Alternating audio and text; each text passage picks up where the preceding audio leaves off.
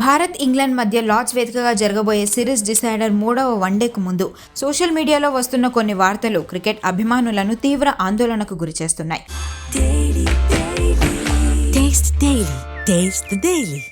ఒకవైపు మాజీ కెప్టెన్ రోహిత్ శర్మకు ఇదే చివరి వన్డే అని, అతను రిటైర్ కాబోతున్నాడనే ప్రచారం జరుగుతుంటే, మరోవైపు హెడ్ కోచ్ గౌతమ్ గంభీర్తో గొడవ పడి విరాట్ కోహ్లీ టీం హోటల్ నుండి వెళ్లిపోయాడనే రూమర్స్ తెగ వైరల్ అవుతున్నాయి.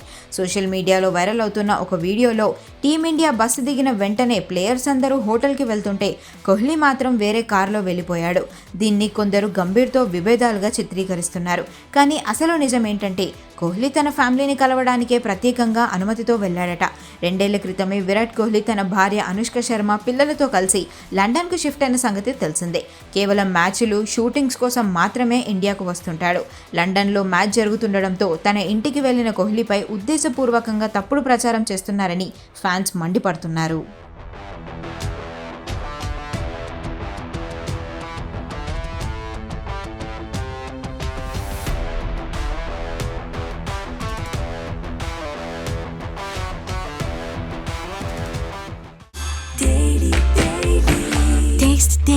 Taste the Daily.